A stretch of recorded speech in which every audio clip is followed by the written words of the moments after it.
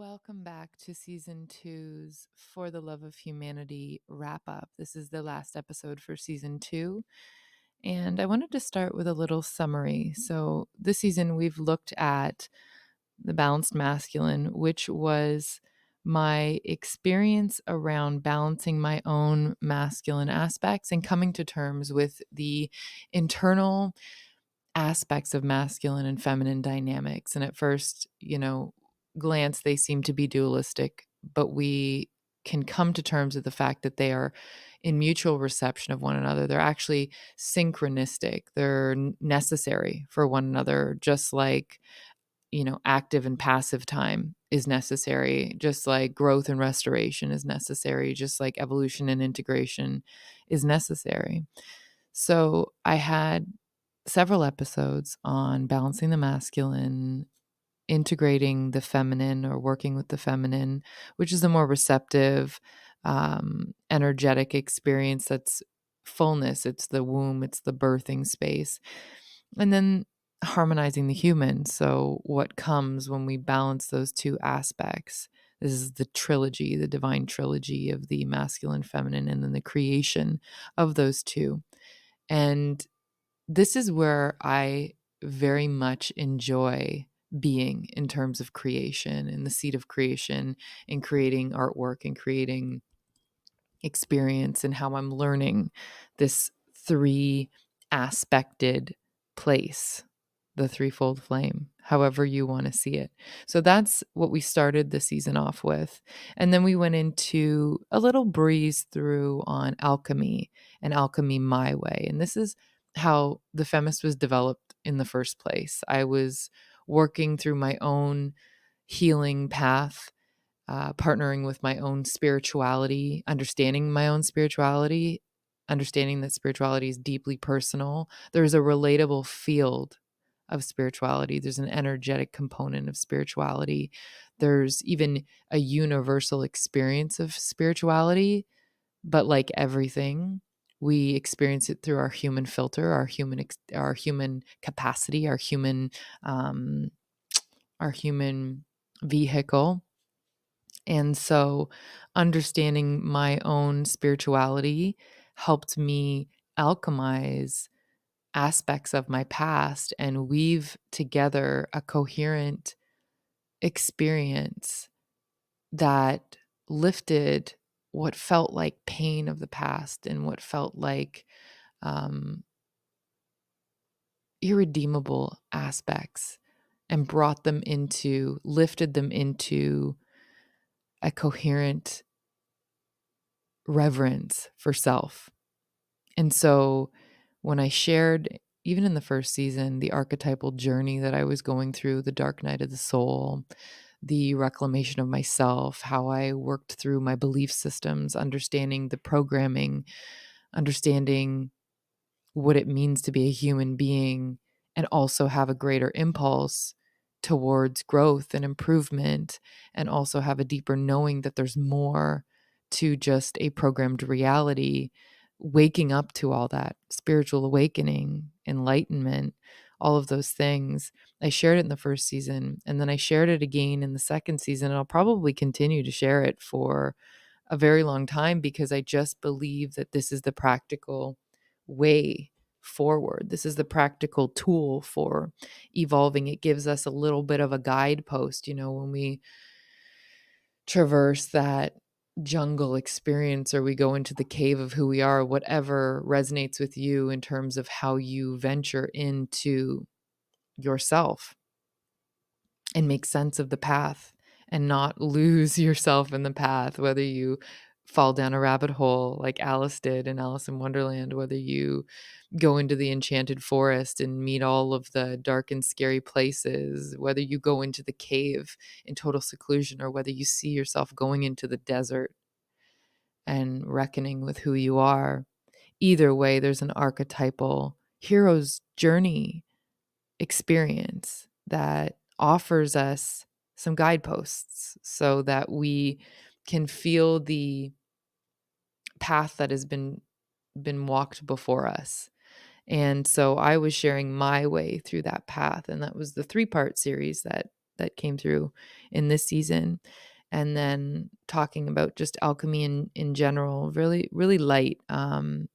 Because that even as I speak about it and learn about it and read about it and practice it, it deepens more and more within me. And I'm there's just a richness that I'll continue to be able to share.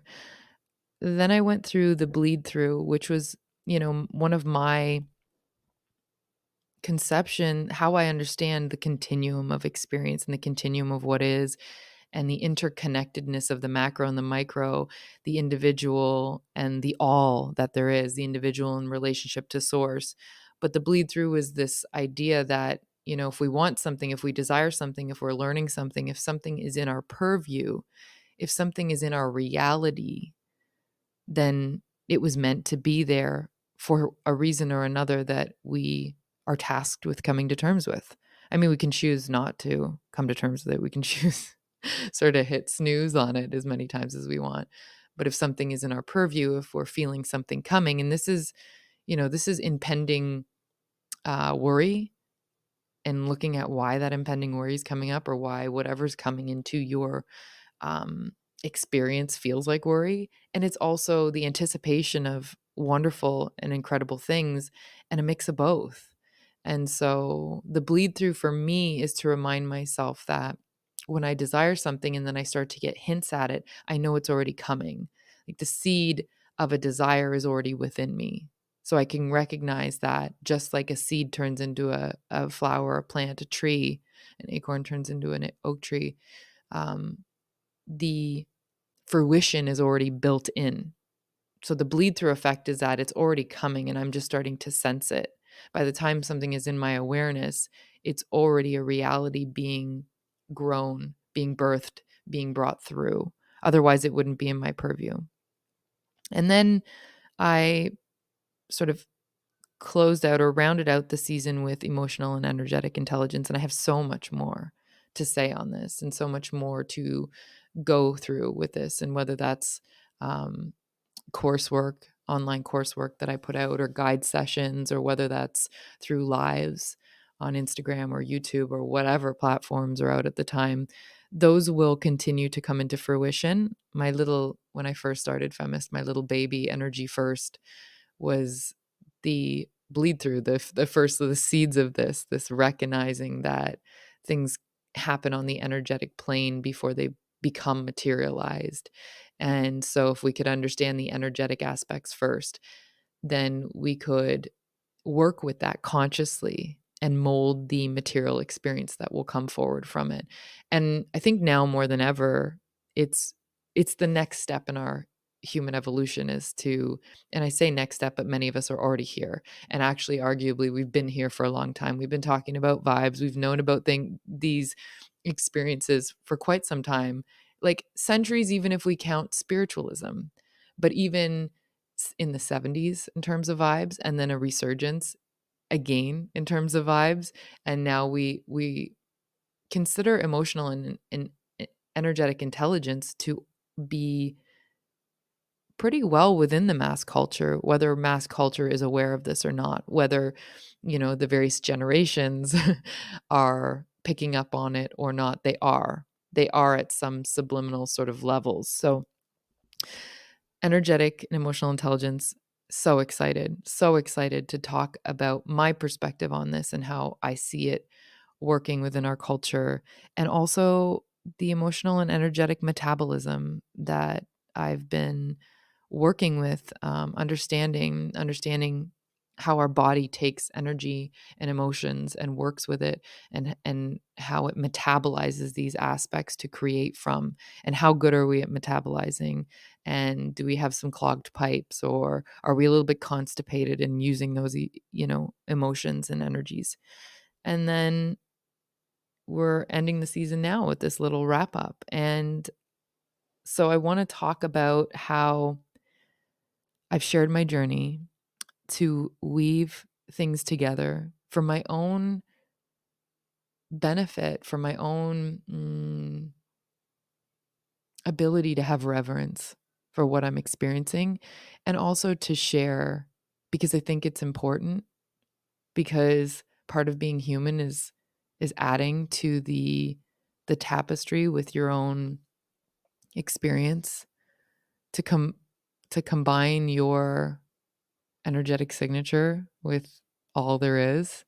It's already there, but to consciously bring it forward and share it, bring forward your own sound, your own fragrant potency, your own essence. And so that's part of the reason why I brought this forward. And I also understand that like we're in the era currently of coaching and transformation and healing and self-healing and self-leadership and therapy and trauma work. And what an incredible time, because I just don't think this was a consciousness that was available in this way 30, 40 years ago. So we're at a very interesting time and we're feeling our way through it. There are ways in which this is being used that might create a little more frustration and entanglement and ruffle a few more feathers. And there are immense benefits to being aware of this era of healing and transformation. And if sharing my journey helps some people find their steadiness, incredible, incredible. That's for the love of humanity.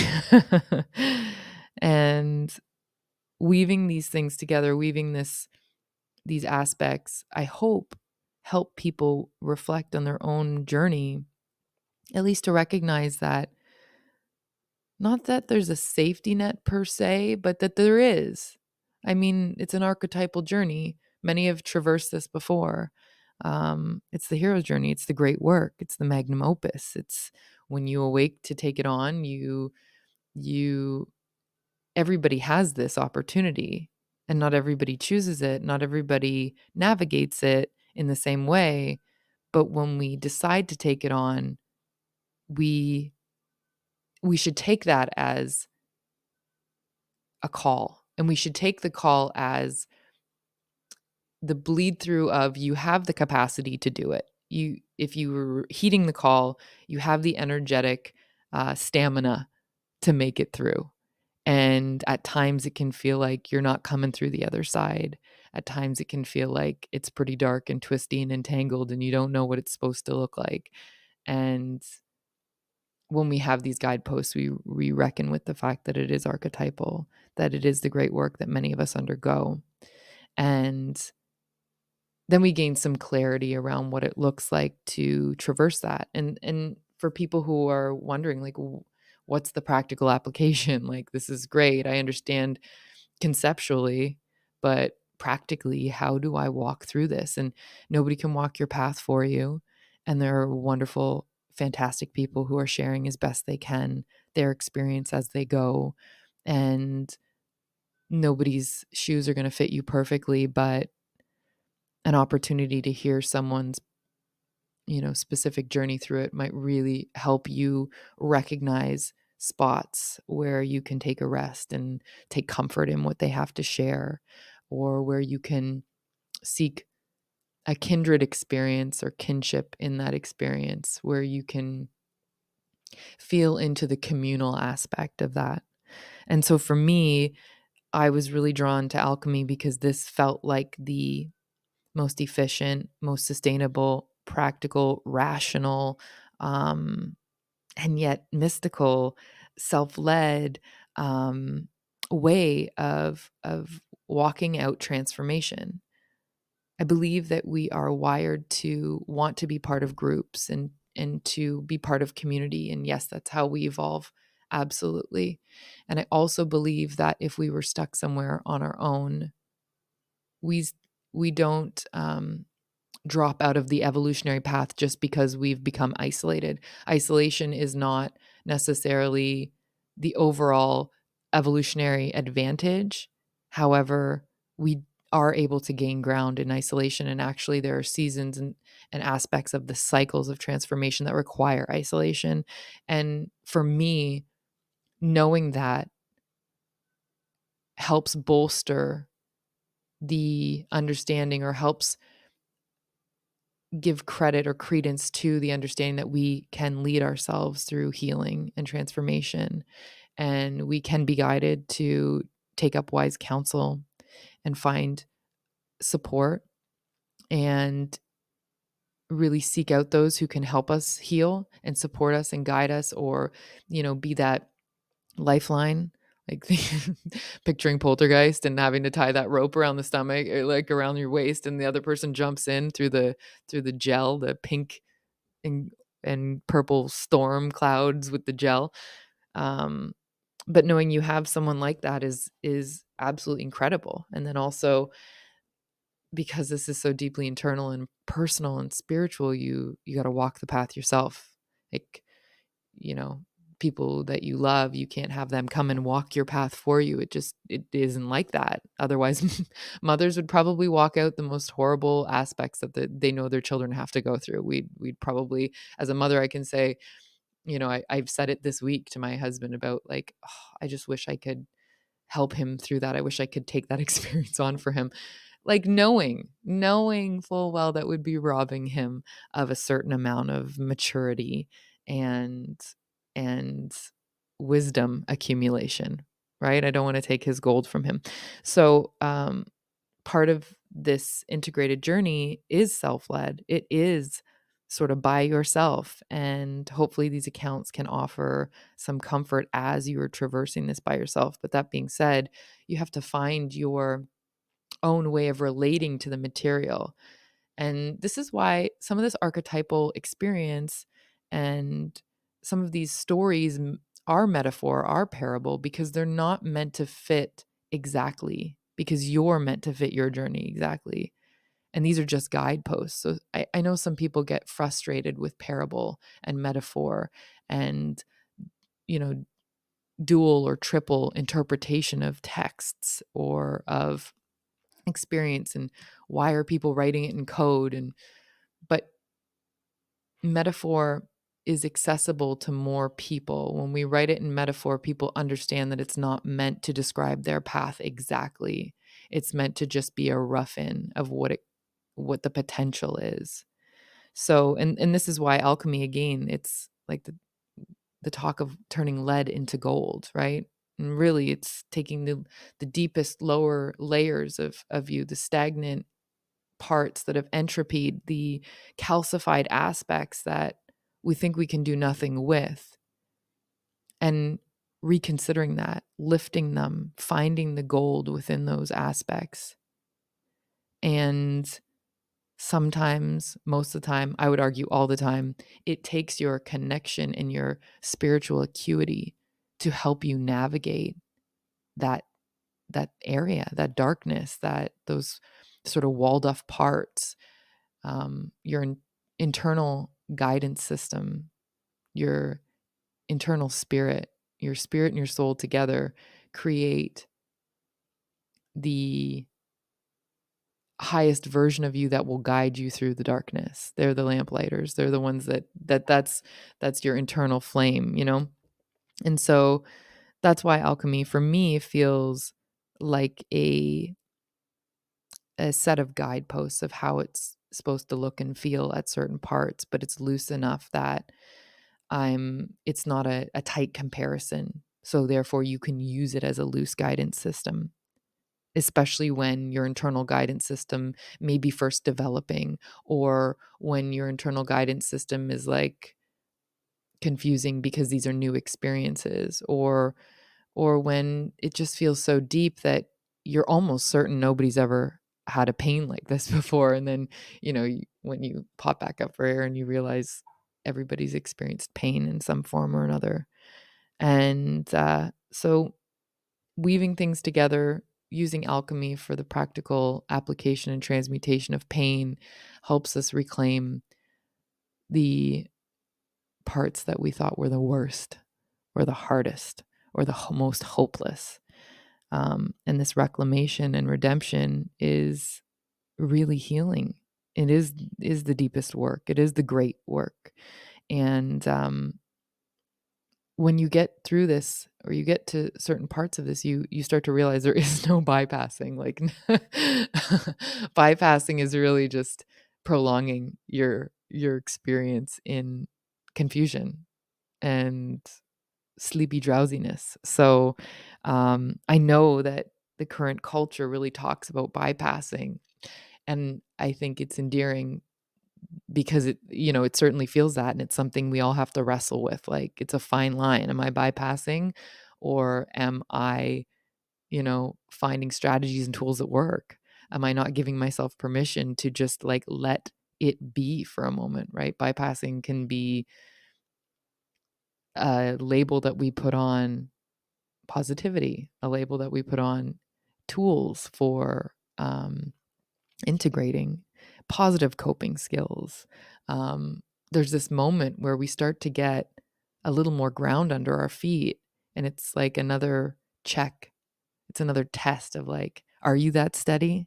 Well, what if I tell you that all the positive strides you've made are just simply bypassing, And I understand, because there's a lot of stuff in our contemporary context that feels like a blatant um, blindside, like blatant ignorance, blatant horror, and terrible, the worst aspects of humanity. We see that, and we don't want to bypass it. So I understand where that's coming from, and I understand that for many of us, it's something that we want to ensure we're not ignoring, right? Um, but we have to understand that there's a multiplicity of experience, and there's a time and a place for all of these experiences. And just because there's a positive aptitude growing and there's positive tools for coping does not mean that they fall under the realm of bypassing. So this reclamation, this redemption, this healing process of alchemy that follows an archetypal storyline helps us locate ourselves. It helps us find our voice. It helps us find ourselves within the continuum of what is, within the continuum of all that came before us and all that will happen after us. It helps us really hone who we are. And so that's what I've been immersed in for the last, oh man, I would when I look at it and say that's what I've been immersed in for the last 2-3 years. When I really look, I'm like, no, probably 4 to actually 10. No, hold on. 2011. Or actually, the huge transformation that happened when I became a mother. Wait, no, adolescence felt like a huge shift. Alchemy is already always happening. It's been happening the whole time. Since we came here, we are not stagnant. We are constantly growing. There are seasons and cycles of transformation happening pre-birth. Like, as we get into the womb, it's like the clock starts. And so it's been revelatory speaking about it on this podcast and bringing it forward and sharing it, and it's given me more clarity and more gusto to speak about my vision and where I think the future of humanity is going, or at least the potential for the future of humanity. And that's a little bit more of what I'm going to talk about next season. I'm going to move into that visionary aspects. It's interesting because I've always had this experience of visioning, whether it be prophetic dreams, whether it be future visions, future potentials, through like a clairvoyant experience.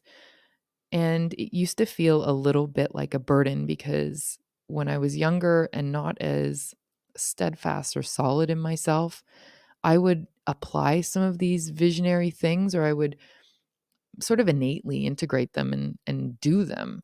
And sometimes I stood out, but not in ways that I wanted to.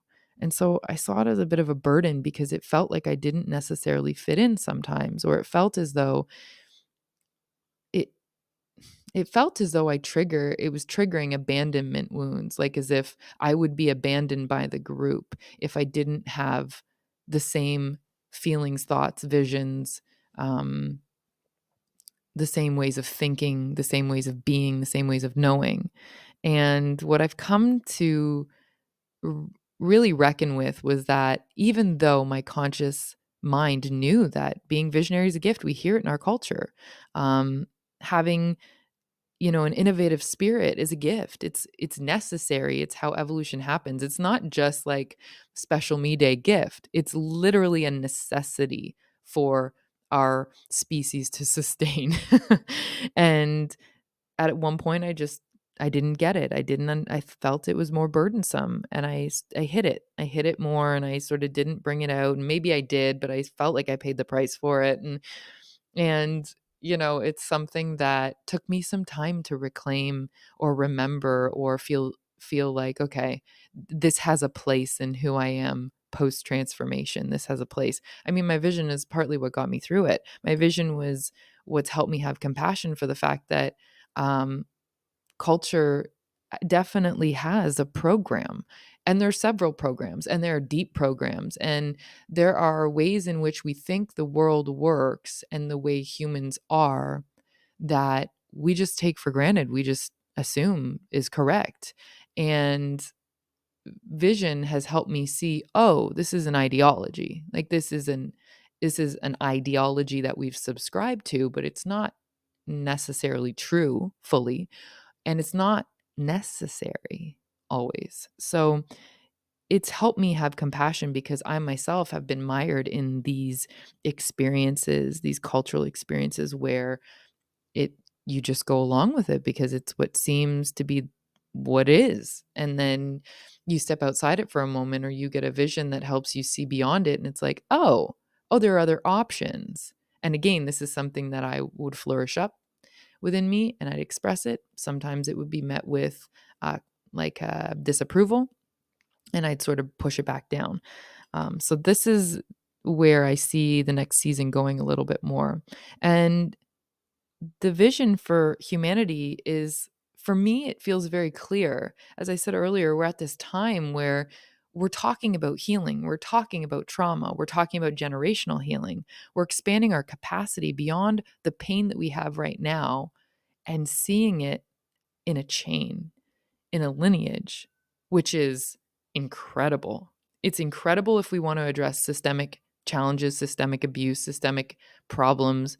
Um, it's incredible if we want to create better modalities, better tools for learning, better ways of addressing childhood development, adolescent development, education, healthcare. It's incredible to see that we are now in this moment of collective understanding of what it looks like to be in pain and what it looks like to heal. And it's driving us towards unity in some aspects, but a collective sovereign unity where each individual person can hold their own individuality while recognizing they're a part of a whole, and that's respected, and it's self-regulated, and it's self-regulated and also in reverence to the collective. Like, we can become individuals who self-regulate. We don't necessarily need someone saying that's bad, that's good. We can navigate that ourselves. We can self-regulate, and we can co-regulate with the people around us, but not from a place of you have to or else you'll be shunned, but from a place of, what does the best communities look like? What do thriving communities feel like? What communities do I want to be a part of? And I recognize there's enough diversity of community that I can find the community that feels really right for me. And the communities don't actually have to be at war with one another for resources. Like, we're evolving into groups and societies that do not buy into warring for resources anymore. That's huge in itself. And so I hear some things about, oh, we're becoming this, we're becoming that. And I just, as much as we're critical, I think we also have to have a healthy balance of optimism and trust, and not blind trust where we don't actively, consciously participate, but trust that it's going to be okay if we remember it's going to be okay, and we remember how creative we are and how sovereign we are and how our energy is a precious resource, and we get to choose what we do with it. We get to choose. the perspectives we have and how we see the world around us. And when we do that, we're acting from a conscious place of choice. And so, acting from this conscious place of choice allows us to have more control over what we create. And not control in the sense of I need to control, otherwise it'll be bad, but from a sense of like, this is my contribution. And this is what makes me come alive. And this is why I enjoy being human.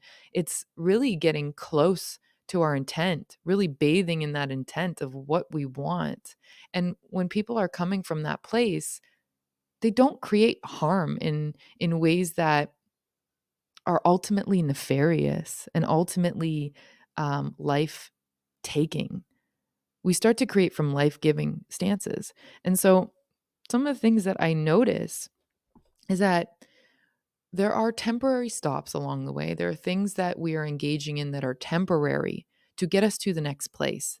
And if you really want to zoom out and think about it that way, the majority of stops are temporary because life is always happening and changing and evolving and growing.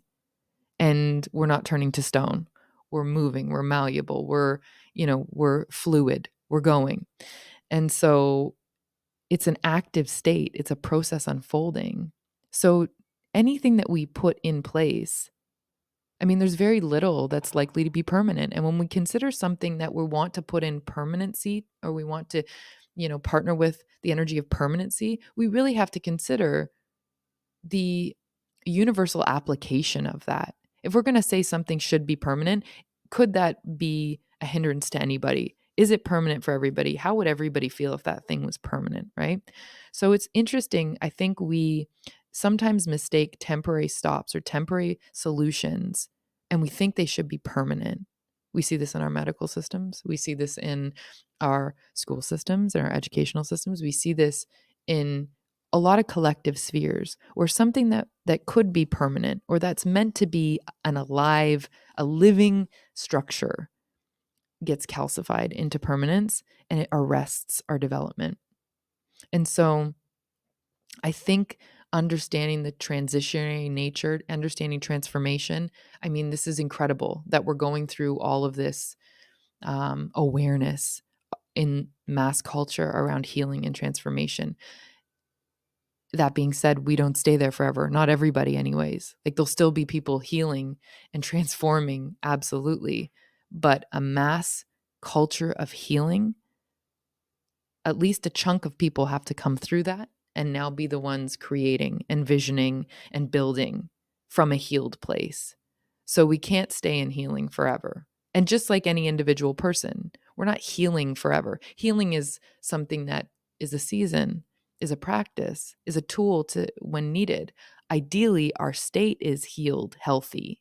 Ideally, we stay in a state of healthfulness where we're no longer victimized by what's experienced. We're sovereign. And if anything comes in and creates a challenge to that, we heal it. And so one of the things that I've noticed, or I've become aware of, is that we are an increasingly sensitive group of human beings. And we hear people talk about that, oh, the sensitivities, the allergies, it's rampant, it's everywhere. And you have some people that fall into the camp of, oh, they don't build them like they used to, right? These people are too sensitive. And we have the camp of people who are like, why aren't people waking up to this or being aware of that? And we have every camp in between. Regardless, I believe that the sensitivity is here for a reason. I don't necessarily believe we are supposed to become completely distorted or diverted by that sensitivity. I don't believe the sensitivity is meant to become so overwhelming that we are now like crumbled by it. But I think the sensitivity is here for a season, for a generation or two, to enlighten us on the experiences we're having, what is good for us, what is not. We have had definitely some seasons of numbing, some seasons of straight raging, some seasons of war, some seasons of clench your teeth, white knuckling, grin and bear it, grit down. Like, we've had seasons like that as well. And if we don't seek balance in our seasons will start to seek balance for us, and we go through longer periods of a season in numbness, a season in sensitivity, a season in grinding it out. Until we as human beings learn balance and harmony, we will feel the pendulum swaying everywhere to balance itself, because as a collective, we are weighing it one way and another way and another way, right?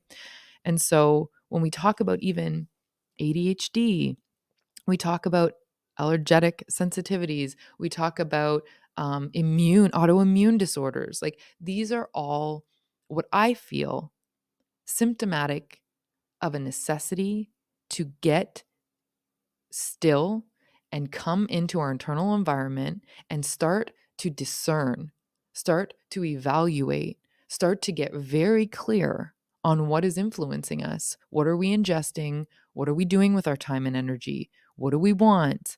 How does it feel to be in our bodies? Are we present? Like, it's a come back and pay attention moment for us, and it's temporary. So when people are feeling frustrated by the sensitivity, it's the sensitivity that has brought us the awareness of other people's experiences as well. When we talk, even think about the conversation around empathy and being too empathetic and taking in too many people's emotions. And let's just say, as a humanity, if our survival depended, if let's say we got behind the concept, because I'm already behind it, but let's say if this is something that's hard for you to get behind, we're all connected, we're all one. Okay. What does that mean? That means that pain is transferred, pain is shared, pain circuits round until we figure out how to transmute the pain. Okay. So if one person's in pain, then we're all in pain. Can we make that leap? If you can't, keep thinking about it. It'll show itself to you. But if one of us experiences it, if one of us going through it, we all going through it. So with that being said, then we have to become acutely aware of the pain that one another are going through, so that we stop voting for the systems that create the pain, or that perpetuate the pain, or that encourage the pain. So if it takes every one of us becoming acutely aware of the pain for the pain to stop, if it takes every one of us becoming acutely aware of the pain for war to stop, for greed to stop, for one another to stop taking advantage or misusing our power over one another. Like, it's not confusing to me that Me Too, consent movements, all of the empathy, sensitivity to environment, sensitivity to internal environment, sensitivity to nervous system, sensitivity to healing and trauma, somatic, all of this is converging at a specific time right now. And we have the most wonderful opportunity to see what it is bringing forward to us. These are the symptoms of a root cause, and we all get to look at the root cause, and we all get to look at our own sovereignty and our own healing and our own self-regulation. And there is a remarkable opportunity to create incredible things from this point, and to say no more to other things. I believe we have the potential to live in societies where murder, violence, rape, even just infringements on somebody else, manipulation with negative intent, harm onto one another's. Like, I'm not talking about accidental things where you stepped on someone's foot and you didn't. That's not what I'm talking about. What I'm talking about is intentional harm, because pain is passed on to somebody else to deal with. When we have pain, we throw it at others. When we can stop that, when we can absorb the impact of that ripple effect, that it no longer ripples out in the same way, or at least we've reduced it to the capacity that we can have massive thriving as opposed to massive health problems and massive pain, then I think we're progressing tremendously as humans on this evolutionary path. And if we are meant to not kill each other and ourselves on this planet, those are the things we have to come to terms with. So our empathy is feeding compassion, and it feels like there's a lot of empathy and a lot of pain with this empathy right now. And I just see it as having a purpose. And so I see us transitioning in this way. And once we have this experience of shared energetic and emotional connectivity, I believe we transition into a more telepathic, clairvoyant, emotionally intelligent society. And that's where I think clairvoyance, telepathy, things like that will be just commonplace. These in quotes gifts that people have, these intuitive gifts. We all have access to this. We all have the genetic seed of human. So we all have access to human potential. Now, that looks differently in all of us, and that's a longer discussion, but we all have the human body here, and we all have access to it, to its perfection, to its intelligent design, to its divine potential. And that's where I see us transitioning. And so I see us going from a place of arrested development to a place of full potential. And it requires us taking note of some of the alarm bells that are going off, because we can all agree, I'm sure, that there is unnecessary pain happening from old wounds that have not been addressed. And this is where like the archetypal aspects and the natural laws really help us look at the fact that what's happening on an individual level, if you are processing trauma, you can bet that on a collective level, the group of humanity is processing collective trauma. If you are struggling with your sovereignty, your freedom, your internal freedom to like be happy and find your happiness, we are also doing that at a collective level. And some of us have figured out our way through it. Some of us are in the process of it. Some of us don't even conceive it as a possibility. We're all at different places. And this is why, unity is such an incredible experience, because unity does not mean homogeneity. It doesn't mean that we're all the exact same or we're all at the exact same stages. It just means that we're in it together, that we're here to help one another. And so those are my thoughts on where we're going and what that looks like. And I'll talk about that more next season. Talk about our outgrowth from mainstream to sovereignty, and how we'll see individuals popping up, and how we'll grow the compassion to cheerlead those individuals, and we'll grow the inspiration to aspire to have our own version of whatever that looks like and keep going. And we'll be able to move beyond duality and duplicity into solution oriented, because currently we waste a lot of time bouncing back and forth like a treacherous tennis game of, hurling pain and insult and horrid actions back and forth at one another, collectively, groups, amongst nations. It's something that we get to move beyond, and we get to see individuals and see avatars and masters, and see that it is possible to move beyond duality. And it takes practice, and it takes dedication and devotion and reverence, and use your love of, humanity, your compassion, even if it's just compassion for one person that sparks this for you. You want it to be a better place for this one person, for this one child that you know and love, for this one, person that's been through it. We use that as our fuel to push us towards what we may not be able to see yet. We may not be able to feel fully yet. We may get glimpses of it. And that's what I hope to share a little bit more next season. So moving beyond this duplicity, this duality, this fight of back and forth and right and wrong. And it's not to say that things won't feel wrong and won't feel right. It's that we're no longer ruminating in the energy of condemnation. We're no longer spinning and spinning out and spinning our wheels and wasting our energy in only pointing to the problem. We're maturing to gravitating towards solution-based thinking more and more, with reverence, with humility, with excitement, with newness, freshness. And that's what I think the potential is for us. So moving towards unity, moving towards union with one another, collective solutions, collective problem solving, moving beyond victimization and healing one another, healing ourselves, right? Because separation is its own kind of hell. The more we experience this separation, the more it feels like a certain level of health and well-being is out of our reach.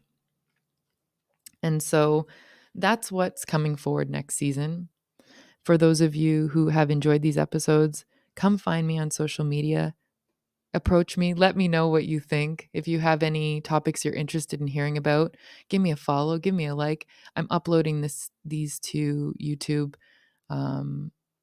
currently, and I think after season 3, the format will change. I like things in threes. I like the trilogy. The trilogy is something that I just love it. So I'll have a third season in this format, and then I think the format will shift to something else, whether it be video, whether it be, I don't know yet. But I hope I've been able to share. I think I mentioned this earlier. I know that the coaching industry helps a lot of people. I know that transformation courses and coaching can be quite expensive. Some of my hopes is like to give you my best here. This is, what's coming through at this moment. This is what I've been able to learn and share. And I put my heart on the table. And so if coaching is something that's financially unavailable, hopefully there's something in these messages that help. Even if, coaching is financially available and you just aren't there, hopefully there's something in this that connects with you, resonates, and makes you feel a kindred spirit or makes you feel a kinship. So as I said, reach out to me, share this with anybody you think it might help. I'm at Femist at Instagram. Femist is the handle of that I go by when I'm talking about alchemizing and mysticism and spirituality and that visionary aspect. But otherwise, my name is Ashley Jowett, and it's been a pleasure these last 2 seasons. And I will catch you for season 3. Thank you very much.